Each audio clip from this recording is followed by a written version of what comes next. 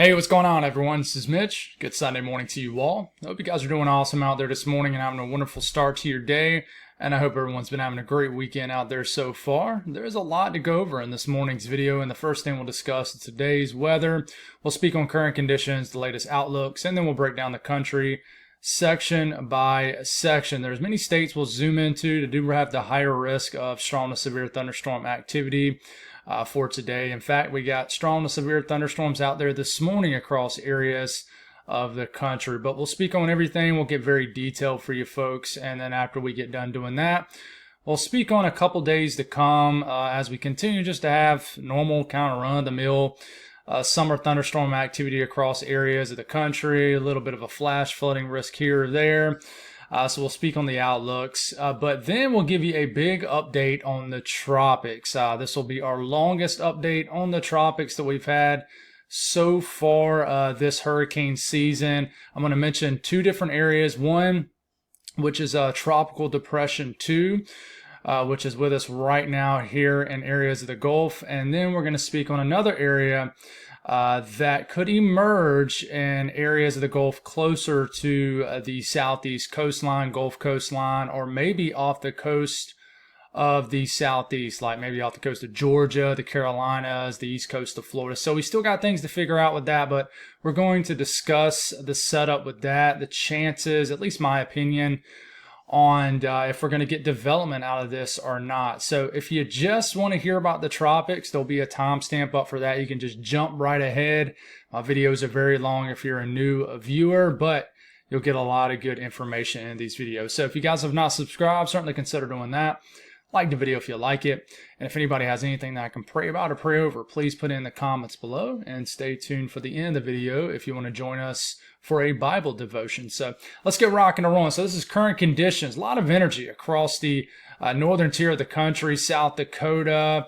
We got an area of storm sort of straddling the Iowa-Nebraska line here. We got a lot of heavy rain and storm activity across Missouri. We got moisture in the northern Gulf, a little bit of a push of moisture from that tropical depression we're going to talk about later in the video. A little bit of shower activity up here in Maine, a little bit of activity here in the southern plains. South Dakota put on a show yesterday as far as tornadoes.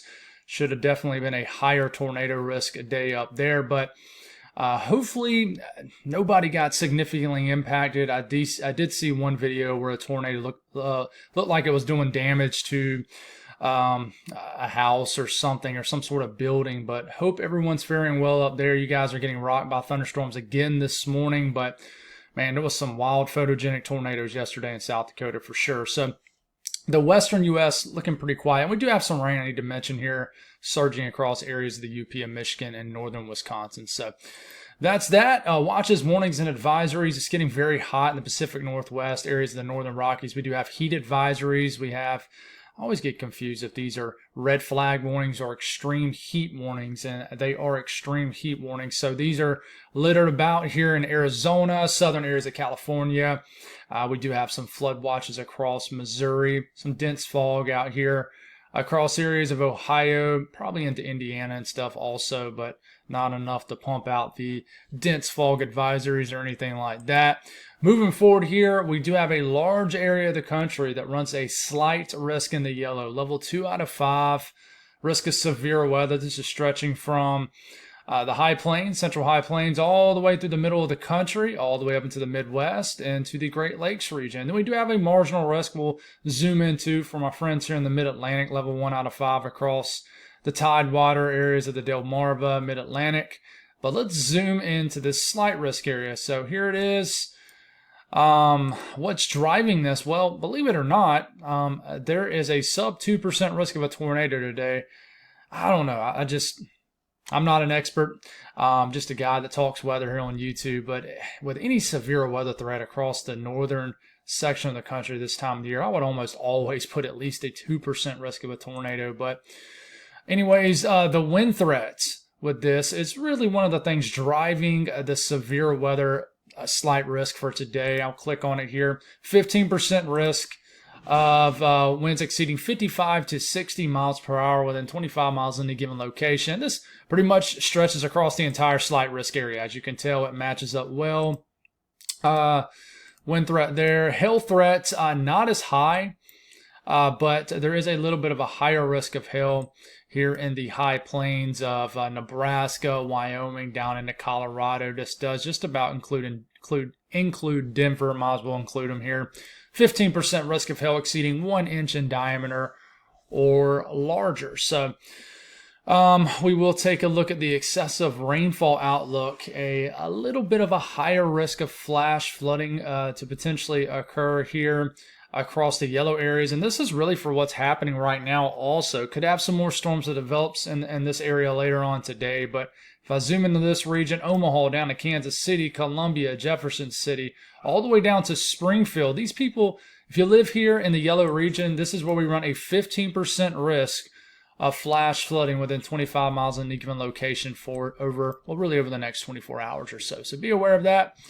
So let's go on and break down the severe weather threat first. And this is how we're going to start to roll with our videos. If there's a slight risk or higher, we'll go right into the areas that could see the higher risk of severe weather. So we're going to start off west to east, sort of drop south a little bit, but this is Wyoming. So 1 p.m. this afternoon Mountain Time, we'll continue to scoot this forward here. We'll get into 4 p.m. My face might be in the way. In fact, I'm going to move this up here really fast and keep this going. 4 p.m., 5 p.m. Most of the storm action stays in the southeastern corners of the state, hence why I moved my face out the way. But Cheyenne could get some thunderstorms later on this afternoon. Some of these could be strong to severe. I see those strong cells near Torrington, and then we continue to make our way into about 8, 9, 10, 11 p.m. Maybe some more storms near Laramie, Cheyenne, Torrington. But overall, most of the state will be okay. Just watch out for the storms for the eastern, really southeastern portion of the state. So let's move my face back down here. It's a bit of a distraction when it's up there, for me at least. But continue to move forward here. I will show you guys Colorado. So I definitely could get some big storms in Colorado today. And let's get this in motion, starting off around 1 p.m., 2, 3, just some normal run-of-the-mill convection coming off the Rockies. And then 4 p.m., watch out for this cell near Denver. Doesn't look like much, but, thunderstorms produce hail a lot easier in Colorado. We get into 5 p.m., 6 p.m. You see these clusters of storms, Fort Collins, Longmont, over to Sterling. You guys could definitely get some strong to severe thunderstorm activity in this area today. But you continue to move forward here. You get into about 7 p.m., 8 p.m. Just looks very stormy across eastern Colorado. 8 p.m. this evening. So any communities out in the eastern half of Colorado could get some strong to severe thunderstorms. Hail will be the biggest threat in my opinion, but damaging winds also. And you never can rule out a tornado. This convection will begin to strengthen as it gets into areas of Nebraska, Kansas potentially. So watch out for these storms to really be their strongest right as they are beginning to exit the state here. So, you can see that cell looks very intense right here across the Kansas, Colorado border. But you continue to move forward here and things begin to calm down as we start to get into the overnight hours. But, I do want to show you what the HRRR model is showing as far as wind gusts. Now, sometimes it overdoes this, but you can tell. Eastern half of the state, it gets very intense. So these little blobs of orange, red, this is 50, 60 mile per hour wind gusts being possible. And even this area right here along the Kansas-Colorado line, that's 70, 75 mile per hour wind gusts. So very intense winds as possible with these storms as you get into the eastern sections of the state. But like I said, I'm not sitting here guaranteeing 60, 70 mile per hour wind gusts across these areas because this can overdo things some, but just be mindful of this. So I'm going to flip back to this tab every so often here. Instead of, I did that because I didn't want to pull up about 10 different tabs of wind gusts. So starting off around noon in Nebraska, we do have some rain we're dealing with this morning, but we start to make our way into this afternoon. I want to watch for a cell or two, thunderstorm or two here in the southeastern portion of this, northeastern portion of the state. And these storms right here could produce, but the potential for all hazards. Tornado threat is low, but 6 p.m., 7 p.m., 8 p.m., then boom. This is a concerning look here. We got multiple things going on. We got this thunderstorm or two up here in the northern areas of the state. We got some clusters forming here, and these look almost supercell in nature, more discrete, I would say.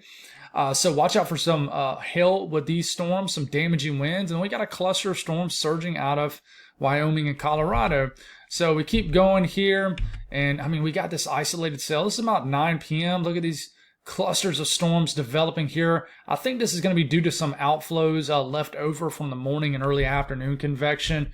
And then everything sort of comes together. Continue to have some storm activity in the northern areas of the state, but watch how all these storms come together. This is late tonight, 11 p.m., midnight, 1 a.m. in the morning. I mean, man, it looks pretty active for the North Platte, the Kearney to Grand Island, to the Lincoln-Omaha corridor. I mean, this is a nasty area of storms.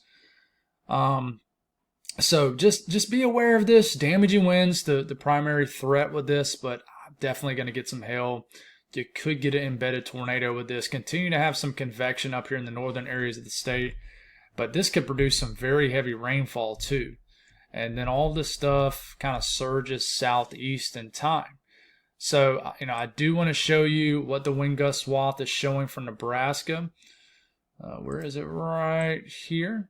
And obviously, the southern areas of the state look to have the higher wind gusts. You can see these 40, 50, 60 mile per hour wind gusts embedded with some of these storms. And there's the key down here. So, wherever the most intense areas of these storms are going to be, that's where you're going to have the risk of the 50, 60, 65 mile per hour wind gust. So it's just trying to figure out where that's going to occur. But we'll go back to this, and I do want to show you how much rainfall could happen in Nebraska here. Cool, it took us right to Nebraska. Well, it did because I already had Nebraska pulled up, duh, Mitch. But definitely the most rain here, especially the southeastern area of the states between now and 7 p.m. tomorrow. But going for around an inch or so. Lincoln to Omaha points southeast. So. But moving forward here, looking at south. Oh, no, this is Kansas. I almost said South Dakota. This is Kansas. Starting off around lunchtime today. Not a whole lot going on. We take it to about 6 p.m. Could have a storm or two near Hutchinson, Wichita. We take it to about 9. Storms begin to get a little bit more widespread up here near Colby and surrounding towns and communities. Wichita shows a big storm hitting you guys. Remember, this potentially isn't exactly where storms are going to be. Some of these storms will pop off outflows and actually might drift back into Nebraska, which we just broke down. Colby, Wichita continue to experience some storms. Eventually, these storms will sort of get pulled, I think, due to outflows across the central areas of Kansas. So Dodge City, Hays, 2 a.m., I want to add. In the morning, these storms begin to rage through. And then just a lot of rain becomes more widespread in nature from Hutchinson up to Manhattan, Topeka, over to Kansas City. I mean, just a lot of rain and thunderstorm activity. A lot of rain could fall in this area. We continue to about 6 a.m., 7 a.m., 8 a.m., and we're waking up tomorrow morning. And once again, we'll sort of look at how much rainfall could occur in this region over the next 48 hours. And it makes sense. It's pinpointing the most rain in the eastern sections of the state. Topeka over to Kansas City, I mean, an inch or two of rain is possible. So a good bit of rain over here. We will look at the wind gust swath for Kansas, and definitely, I mean, it shows very strong wind gusts with some of these storms coming out of Colorado. I mean, 65, 70, 75 mile per hour wind gusts with this. We'll see if that actually happens, but really just look at this and think, okay, well, this area could be where the highest wind gusts will occur, and that is definitely pinpointing in these areas right into here. So.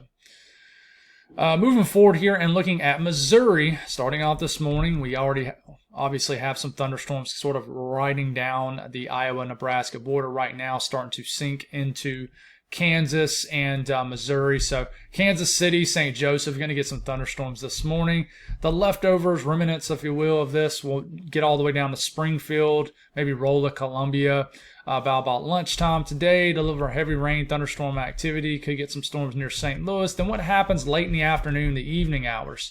We get to about 11 p.m., more thunderstorms begin to develop into the northern areas of Missouri. And then we start to get into, say, 2 a.m., 3 a.m., 4 a.m. And this is when we have to watch for some flash flooding in the northern areas of Missouri and just widespread thunderstorm activity. This is 4 a.m. in the morning. becomes a problem across a good chunk of northern Missouri and central Missouri eventually. And we do have thunderstorms developing south of the Columbia corridor here also. So a lot of rain could fall in this region. Once again, we'll look at how much rainfall it's going for. And I mean, this is between now and 7 p.m. Monday. If you live in that purple area, that's where over an inch of rain could fall.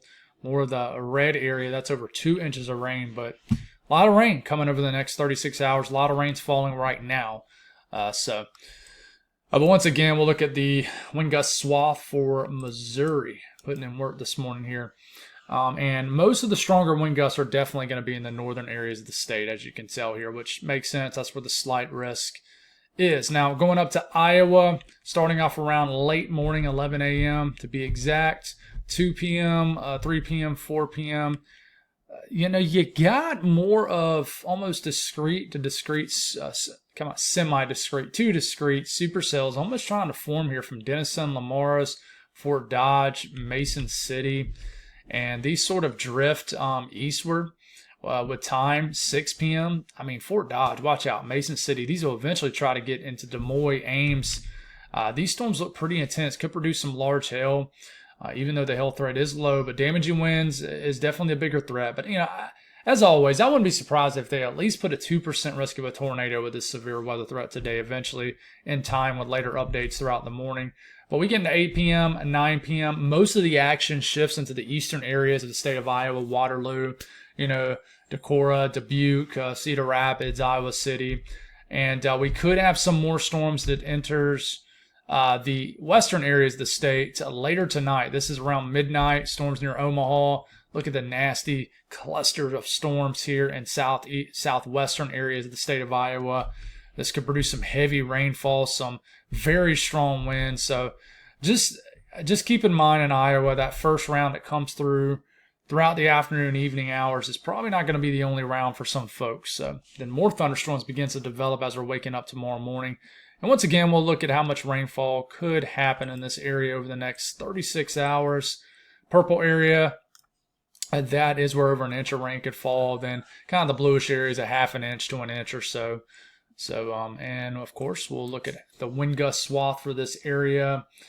And some of these clusters of storms could produce some very strong winds. For example, you look in this brown colored area here, a 60, 70 mile per hour wind gust, but trying to figure out exactly where the strongest wind gusts are, it's going to be tough. I just like to pull this up to kind of give you an idea where the highest risk is. So.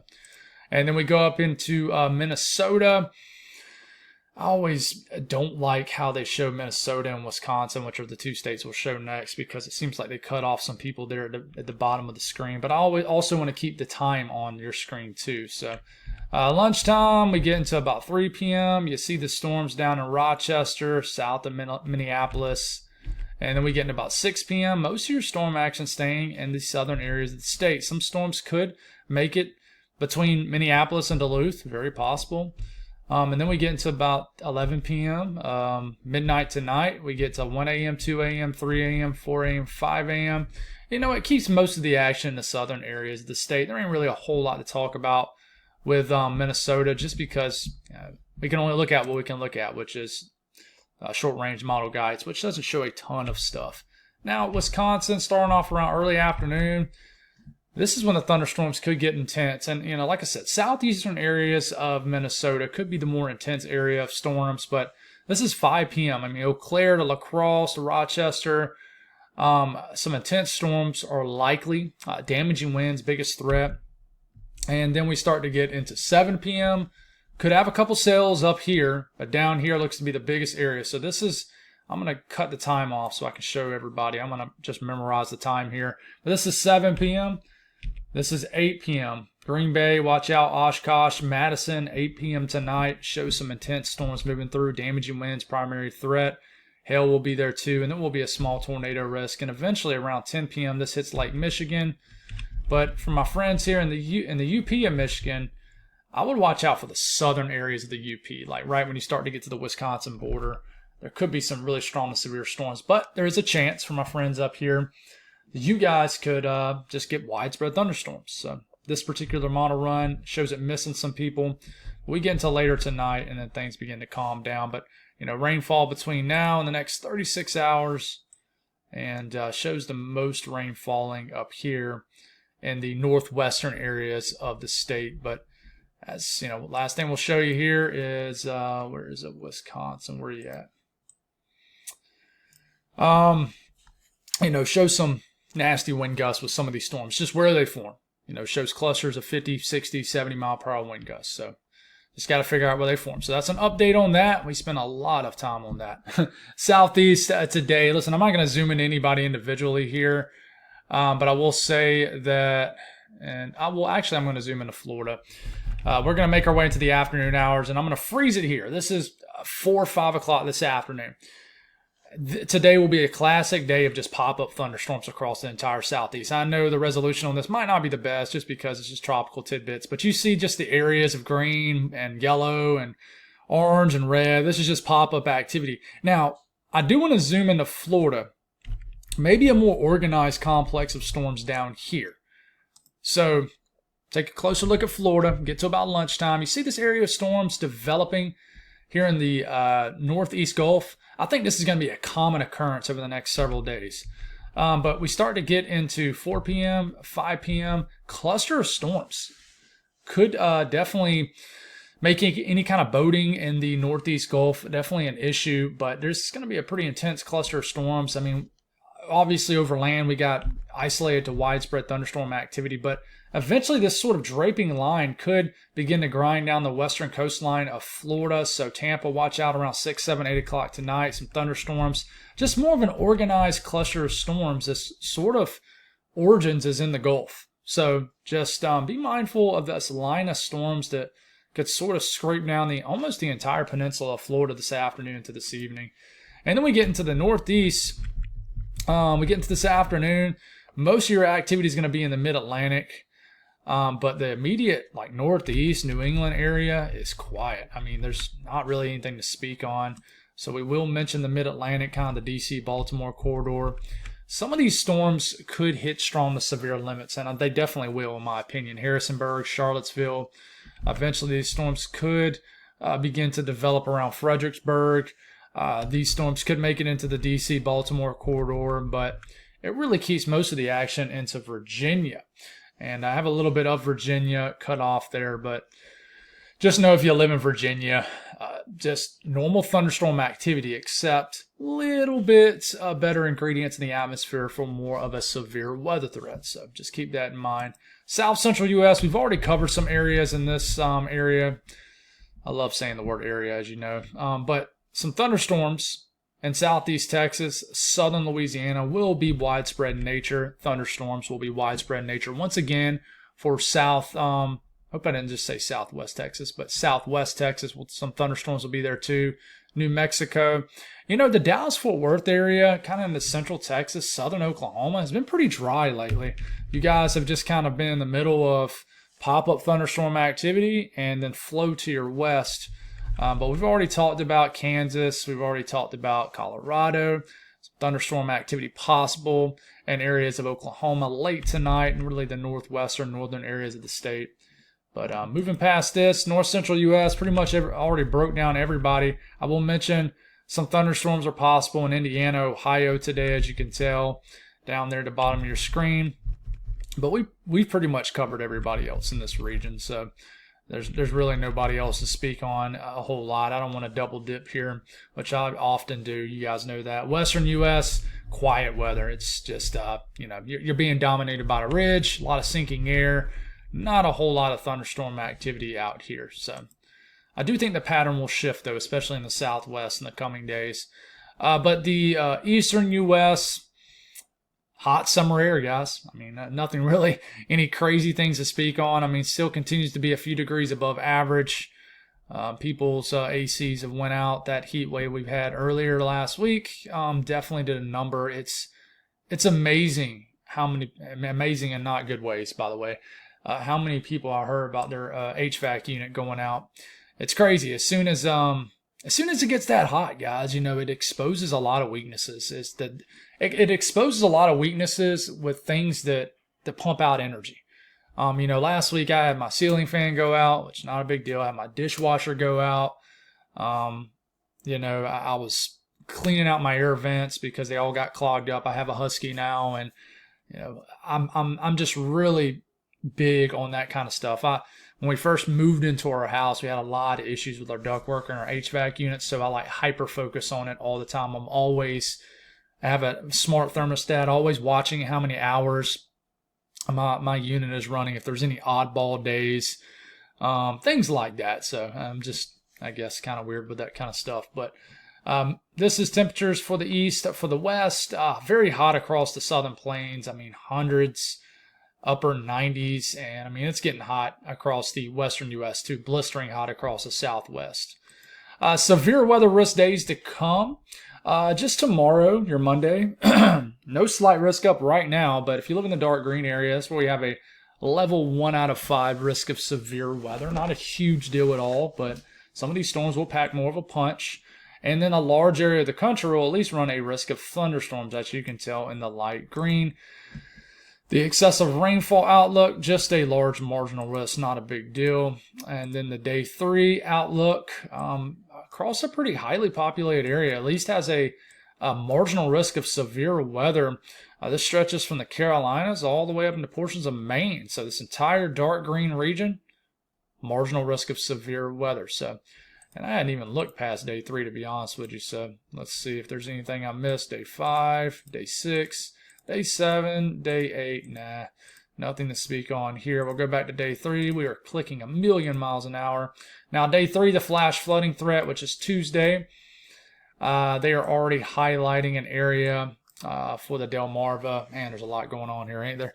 A lot of road networks. But the Delmarva into southern New Jersey, Tidewater, slight risk of flash flooding, 15% risk of flash flooding to occur in this area. So, now, let's give you a long, good update on the tropics. So, let's see if we have another update. I always barely miss the 8 a.m. update. That tore my nerves up all hurricane season last year.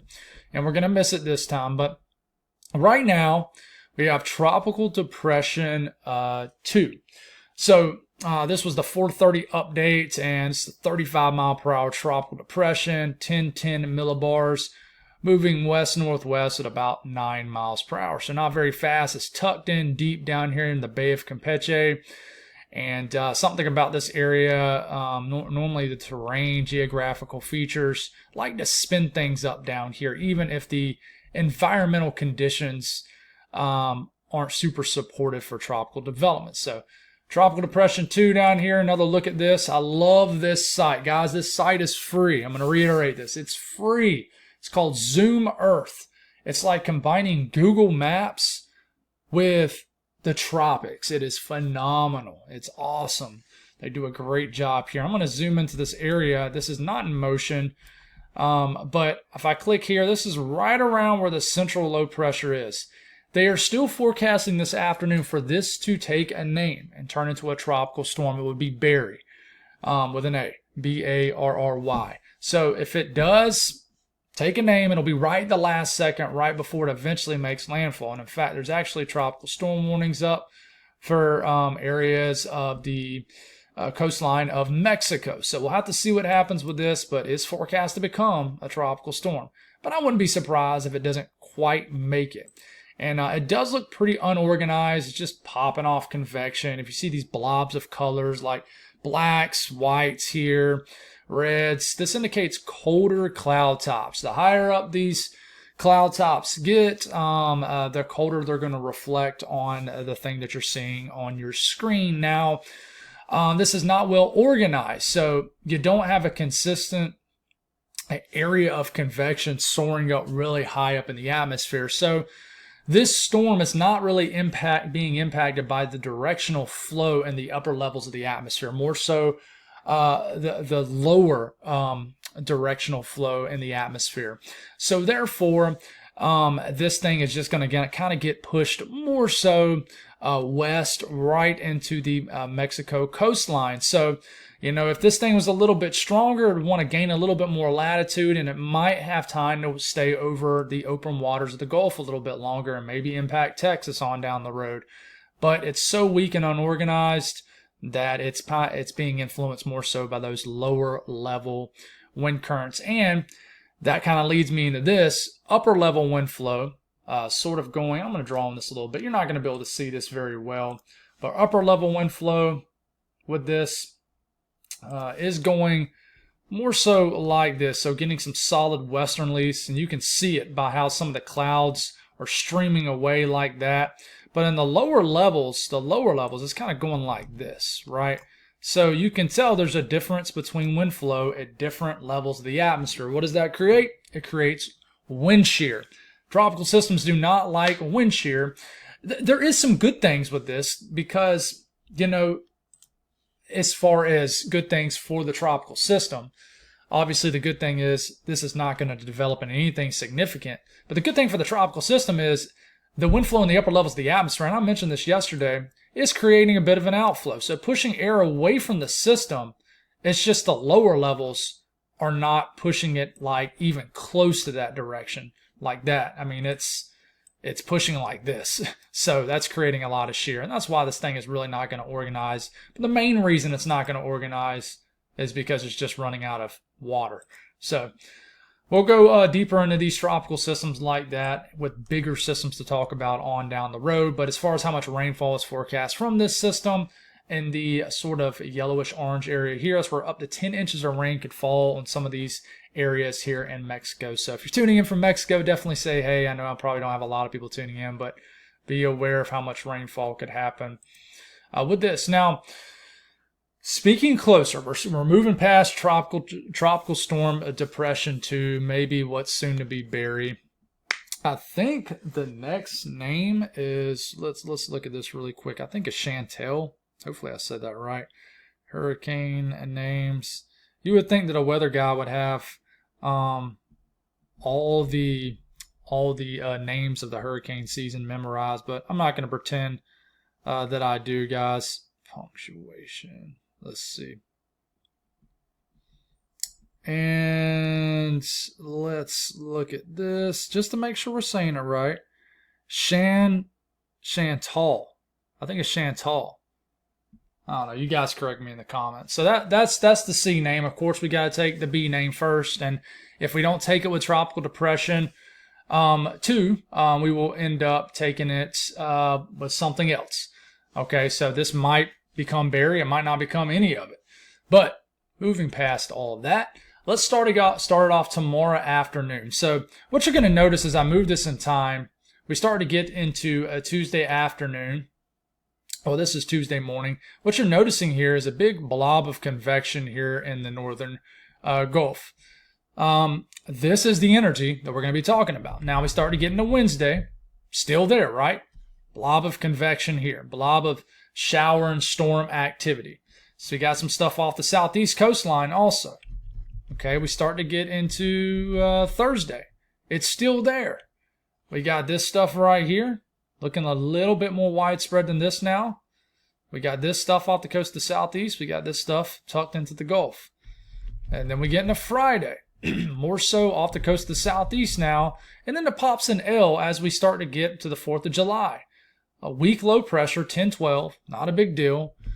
But this could, as we're starting to get into next weekend, try to do something tricky. Maybe spin something up. The Euro likes the idea of off the coast of the southeast. Some model guidance likes the Gulf. But we continue to move forward here and actually develops a weak low pressure and then takes it around a week out from today into the Georgia, South Carolina coastline. Okay, and then that's all she wrote. So it's kind of a week-long ordeal figuring it out, maybe a little bit longer. What about the latest GFS? I'll start off Wednesday morning, and it already has a developing low pressure trying to form here in the Gulf. Okay, so we continue to get into Thursday, throwing a lot of moisture into Florida, by the way. Okay, it looks like it almost tries to get it. There's a lot going on, or a lot of nothing going on, right? A lot of just blobs of green, pockets of yellow and red, right? We get into Saturday. It shows up here. Is that where it is? Peekaboo? I'm not sure. But there's some sort of energy trying to get going. We're getting into about a week from today. This is next Sunday midday. Something is right here tucked into the Northeast Gulf. And then whatever this is begins to bring a ton of moisture across the southeast, and we're done with it. What about the Euro AI model? Which, by the way, I haven't showed anything with this model run since the winter. So welcome back. But it shows something too. It shows just kind of blobs of green, a lot of moisture over Florida, coast of the southeast. Pops off an L here. This is next Friday. Well, this Friday you can say now, I'm sorry. L right over northern Florida. And if you put this in motion fast enough, you can quite literally see just a little bit of a spin. And then it kind of does what the Euro does. Next Monday, not this Monday, not tomorrow, next Monday, takes a weak low pressure into the Georgia, South Carolina coastline. And then we'll finalize this off with looking at the icon. And the icon has something spinning around down there in the northern Gulf also. And then it has like two different areas, kind of one off the coast of the southeast and one influx of moisture here in the northern Gulf. And we get into Friday. And this is as far out as it goes. If we look at the OOZ icon, see what it continues to do. It has a low pressure developing around Florida, or on Florida. And it actually really gets this going. I mean, millibar wise, it doesn't look very strong. 1010 is not a very strong low pressure, but it kind of does what the Euro does. And about a week out from today, takes a weak low pressure into the southeast coastline.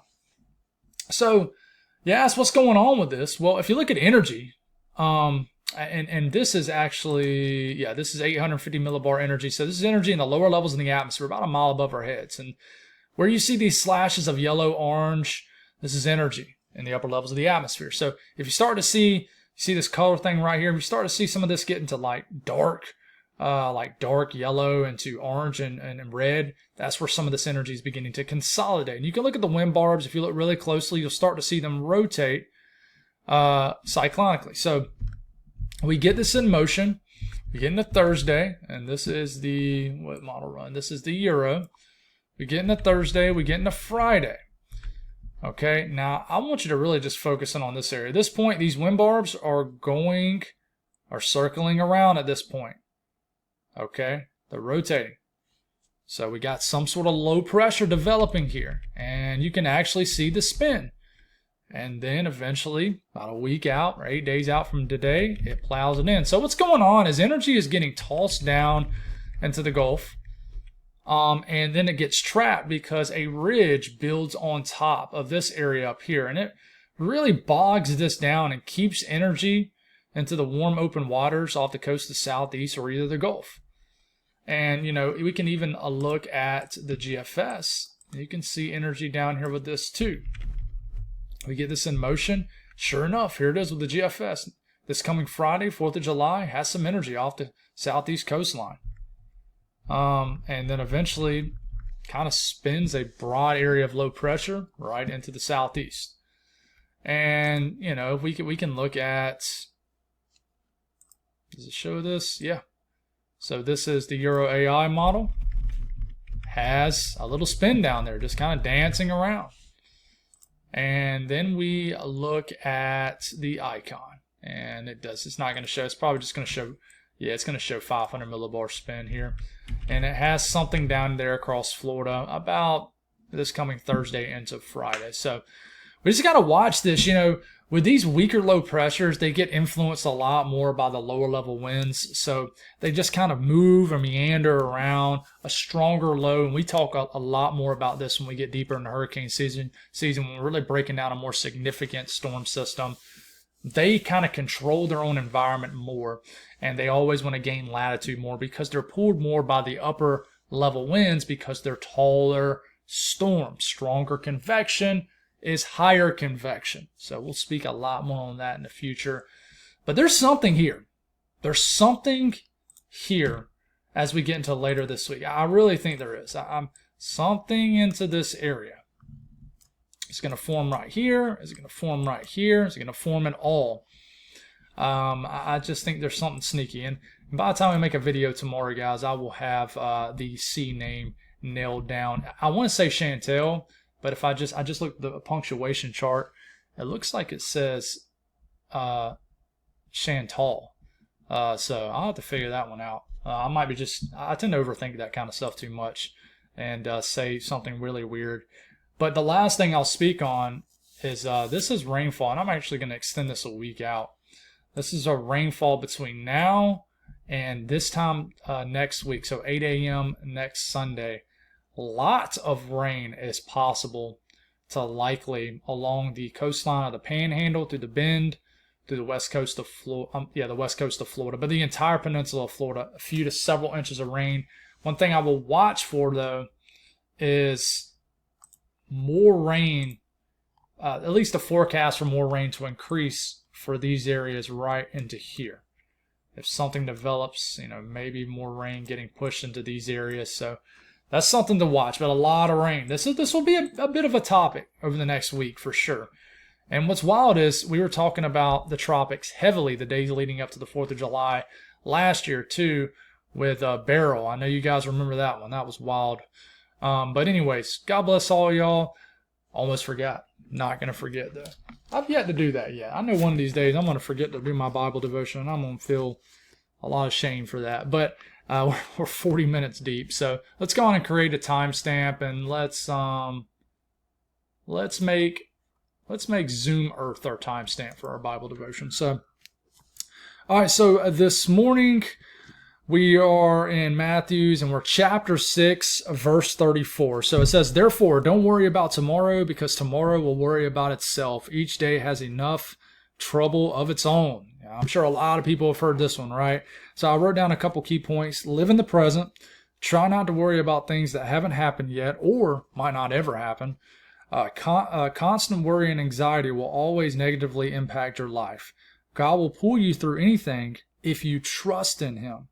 And I highlighted trust. If you trust in Him. And the reason I highlighted trust is because He will pull you through everything, but you got to trust in Him. You got to have faith that He's going to do it. You have to follow the route He wants you to take, the route that He is trying to take you through the issue. If you don't, guys, and you try to do it yourself, I'm telling you from experience, you are going to cause yourself a lot more heartache, and you're going to probably create a lot more stress and worry and anxiety on yourself if you try to handle things on your own. And there's a chance the way you want to handle it is in line with the way that God wants you to handle it, but that's when the prayer kicks in, right? You got to talk to Him. And I did write down here too, find a healthy balance of caring. Make a to-do list. And what I mean by find a healthy balance of caring is you always want to care, but some people, worry and care about things and let's take the word caring out of it for a second. Some people worry about things entirely too much. Like for me, I think that there's kind of, and I think it's with this a lot of things like this in life. There's sort of a balance. It's like you got your really gullible people over here that just think that the best case scenario is always going to happen. They don't plan at all for maybe the worst case scenario. And there's nothing wrong with that, I guess, because you're being overly positive, being very positive. But there is something wrong with it is if you get very upset, unsettled, if that doesn't work out. If you don't, then hey, you're just an extremely positive person and good for you. But, you got very gullible people that just think that nothing bad's ever going to happen. And then you got people on the other side that just always thinks the worst is going to happen. They just worry about stuff that hasn't even happened and might not ever happen again. So you got to find a balance of that, obviously, be proactive about things. And I'll be honest with you guys. I kind of am on the side of assuming the worst is going to happen. But what I've been trying to do, especially as of late, is really practice on moving that bar a little bit more in the middle. Because what I do is say, for example, I told you guys our dishwasher is out. I got somebody, we're going to get somebody to look at it here in a couple days because I don't feel comfortable messing and pulling the thing out. I'm going to just go on to and assume that we're going to have to replace the dishwasher, which stinks because it's the third one in like 10 years. But I'm going to go on to assume that we're going to need a new dishwasher, and I'm going to go on and assume it's going to cost X amount of money. Now, I think it's okay to assume that if you do not allow that to cause you a lot of stress and anxiety. If you allow that to cause you a lot of stress and anxiety, then I don't think that's the right mindset to have for you. So that's where you have to find the balance. I hope that makes sense. And for me, I kind of accept that. And then if I get good news out of it, I'm pleasantly surprised, right? I'm not telling you guys that that's the way you should think about things or things coming up, but that's just the way I handle it, and just trying to sort of make it better, sort of fine tune that mindset. But I think there's a couple things that I said most worry stems from money. Think about it. Outside of health is even worse, because if you're dealing with somebody who's sick, dealing with a sickness, things like that, then it's double dosed, right? I mean, you're dealing with an unhealthy child, or you're unhealthy, you got a nasty sickness, whatever it may be, something that is not easily curable, and you got to deal with the money part of it too, and getting it taken care of or working on, or whatever it may be. But if you take the health part out of it, most worry and anxiety stems from money. But just keep in mind that money comes and goes. I mean, it really does. It's funny how it always seems to work out, don't it? I know it does for me. It always seems to work out. I think one thing that was very tough for me is when I started tithing. I thought there's no way we can tithe. There's no way we can tithe. I mean, it's just not going to financially fit in the budget. So one day I just said, I'm going to let go and let God take care of it. And I felt really called to do it. Sure enough, it ended up working out perfectly fine, and I was blessed for it. So, I know I'm getting off track here, but when do we not get off track when we do the devotion? But just focus on today, guys. Don't get so wrapped up on the days to come. And I'll say this, and I say it every single Bible devotion. I am speaking for myself here. One of the things that I've been doing so much is trying to really not stress and worry about things, because I do stress and worry about things. And the thing that I'm trying to do is not let it make it to, let that stuff really impact the way that I act. Okay, not let it get me down is what I'm trying to say. And we can't bring that home. We have to trust in God with this. We have to have faith that it's going to work out, because it is. It's just like I said two or 3 days ago with that devotion. If you picture yourself and how you're handling things a week after how you're feeling currently. So, for example, what if I was feeling depressed and down and out this morning about something? I would try to picture myself a week from now, looking back at myself, because a week from now I'm perfectly fine. Everything worked out like it always seems to. And looking back at how I felt, and I'm going to be like, dude, why did you allow yourself to throw yourself a pity party? So part of my testimony, guys, and growth, and I'll round off with this, is I used to have a woe is me mentality. I used to just think that life was out to get me. And I struggled with that through my 20s. And that's part of my testimony of how, I found myself, I found Christ, and I beat that. But, you still struggle with it sometimes. None of us are perfect. But just focus on day to day. Don't let the worries and anxieties of life beat you down, guys. Because one thing that I'm really been focusing in on is somebody out there is going through something so much more worse than what you're going through. I mean, they're dealing with a kid that has cancer. They're dealing with something horrible. And when I really start to think about that stuff, I feel very ashamed for feeling the way I feel about something so stupid at the end of the day. So God bless all y'all. Have a wonderful day. Appreciate y'all, and we'll talk soon.